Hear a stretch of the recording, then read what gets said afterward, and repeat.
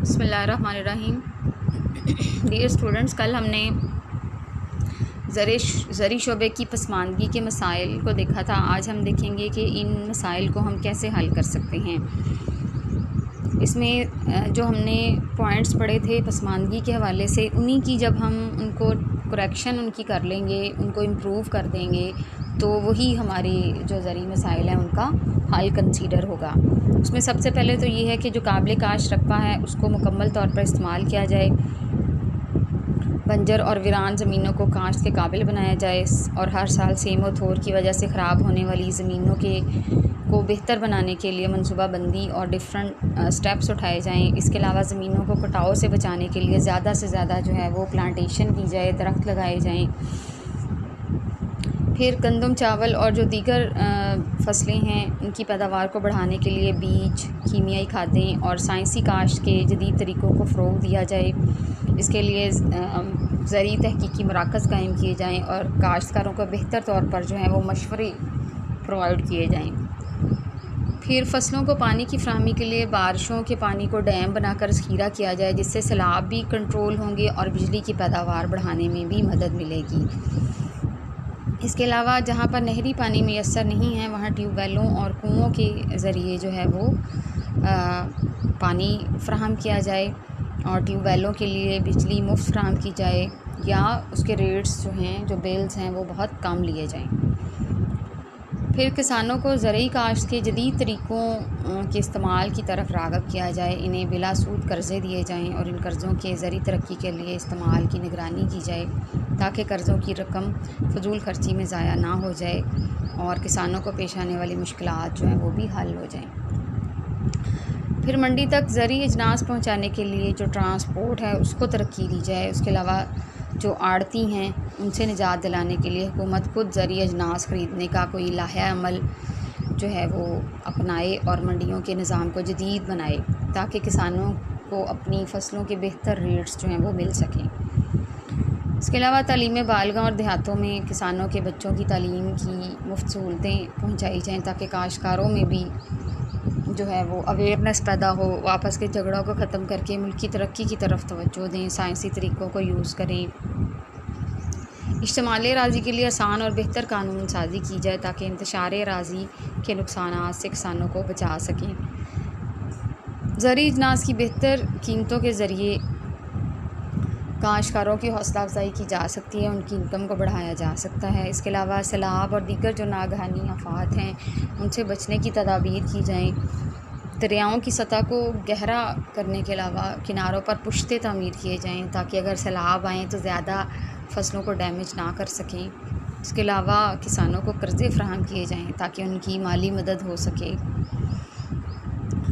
फिर ज़राअत पर मबनी सनतों को डेवलप करने के लिए किसानों को मुफ्त मशवरे और जो भी बेसिक जो नीड्स हैं वो फ़राहम की जाएँ और इन सनतों को मुतल्लिका इलाक़ों के करीब कायम किया जाए।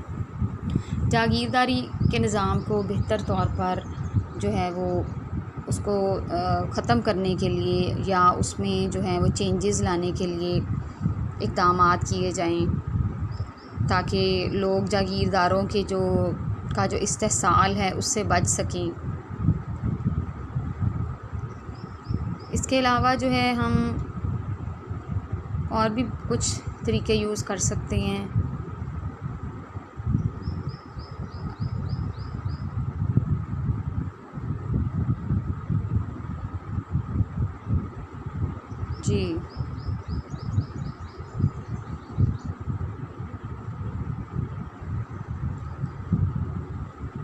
जी, इसमें हम ज़री तरक्की की राह में जो एक बड़ी रुकावट सेम और थोर है, जिसकी वजह से ज़रूरी ज़मीन काबिल काश्त नहीं रहती, उस बीमारी पर काबू पाने के लिए भी हम मनसूबाबंदी कर सकते हैं, ताकि काबिल काश्त रकबा जो है वो ख़राब होने से बच सके। ये हमारे जो माशी जो मसाइल हैं ज़राअत के हवाले से, उनका हमने हल जो है वह तजवीज़ किया है। इसके बाद हम देखेंगे कि पाकिस्तान का जो सनती शोबा है उसके क्या मसाइल हैं। उसमें सबसे पहले तो मादनियात की किल्लत है। मादनियात जो कि सनत के लिए एक बेसिक नीड है, जैसे पेट्रोल है, कोयला, लोहा है, ये पाकिस्तान में ज़रूरत की निस्बत बहुत कम पैदा होती है। और नीज़ पाकिस्तान से निकलने वाला जो लोहा है वो उसका म्यार अच्छा नहीं, इसलिए हमें दरामद करना पड़ता है। फिर हमारे यहाँ लैक ऑफ़ ट्रेन स्टाफ है, जो तरबियत याफ्ता अमला है उसकी कमी है। उसकी बहुत सारी वजूहात हैं, उसमें एक तो तालीम का फुकदान है, जदीद टेक्नोलॉजी का फुकदान है। हमारे यहाँ आबो हवा की शिद्दत, सकाफ़ती और तारीख़ी पस मंज़र भी सनती मज़दूरों की कारकर्दगी पर असरअंदाज होते हैं, जिससे सनती शोबा जो है वो उसमें तरक्की का जो प्रोसेस है वो स्लो है। फिर लैक ऑफ़ कैपिटल, सरमाए की कमी है। सनती तरक्की में माली इदारे अहम किरदार अदा करते हैं, लेकिन हमारे यहाँ ऐसे इदारे बहुत कम हैं जो कारखानादारों और सरमायाकारों को तवील मियाद कर्ज़े फ़राहम करें। गैर मुस्तैद ज़राए नक़्ल व हमल हैं, ये भी हमारे यहाँ जो है वो मुल्की मसनूआत की मंडी को महदूद कर देते हैं। इसके अलावा देहातों से कारखानों तक ज़री ख़ाम माल लाना बहुत महंगा पड़ता है, जिसकी वजह से कॉस्ट ऑफ प्रोडक्शन बहुत बढ़ जाती है। फिर बेसिक इंफ्रास्ट्रक्चर जो है वो हमारे यहाँ नाकाफ़ी है। इसमें तवानाई के वसाइल, बिजली की कमी, लोड शेडिंग, तेल और ईंधन की बढ़ती हुई कीमतें और दीगर बहुत सारे जो हैं वो मसाइल हैं। फिर गुर्बत का मनहूस चक्कर जो है वो पाकिस्तान में जो है वो जारी है। यहाँ कौमी आमदनी कम होने की वजह से फ़ीकस आमदनी कम है, लोगों को बेसिक नीड्स ऑफ लाइफ जो हैं वो नहीं मिलती, तो फर्दर बचत और सरमायाकारी का कॉन्सेप्ट बहुत दूर है। बेरोज़गारी अपनी इंतहाई बुलंदियों पे पहुंची हुई है। गुर्बत रोज़ बरोज़ बढ़ रही है, लोगों की जो परचेजिंग पावर है वो कम होती जा रही है। इसके अलावा लो क्वालिटी प्रोडक्ट्स हैं। पाकिस्तानी अवाम अपने मुल्क की बनाई हुई अशिया को अमूमन पसंद नहीं करते, क्योंकि हमारे जो सार्फिन हैं उनके जहन में ये कॉन्सेप्ट है कि जो दरामद करदा अशिया हैं वही अच्छी हैं, इंपोर्टेड थिंग्स जो हैं वही क्वालिटी के हिसाब से बेहतर हैं। इसलिए हमारे सनतकार मुल्की सार्फिन का एतमाद हासिल करने में नाकाम रहे हैं। फिर ख़ाम माल और मशीनरी की दरामद है। पाकिस्तान में भारी मशीनरी बनाने की सनत अभी तक ना होने के बराबर है। हम बहुत सारी मशीनरी जो है वो महंगे दामों बाहर से दरामद करते हैं, और जिसकी वजह से हमारी मुल्क में जो चीज़ें पैदा होती हैं, जो मसनूआत हैं, वो उनकी आलमी मंडी में क्योंकि कीमतें कम होती हैं, इसलिए हमें जो है वो हमारी जो हमारा जो ख़ाम माल बाहर जाता है उसकी कीमतें हमें कम वसूल होती हैं, और लेकिन जो चीज़ें हम दरामद कर रहे हैं वो ज़्यादा महंगी हैं, और हमारी जो मसनूआत हैं वो गैर मुल्की जो अशिया होती हैं उनका मुकाबला भी नहीं कर पाती स्टैंडर्ड वाइज या प्राइस के हिसाब से, कॉस्ट के हिसाब से भी।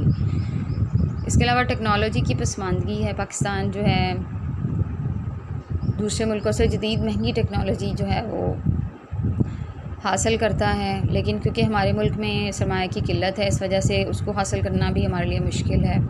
फिर सनती मशावरती इदारों की कमी है, जो हमारे जो सरमायाकार हैं उनको बता सके कि किस किस्म की सरमायाकारी उनके लिए बेनिफिशियल होगी। ऐसे इदारे बहुत कम हैं जो सरमायाकारों को रहनुमाई फ़राहम कर सकें।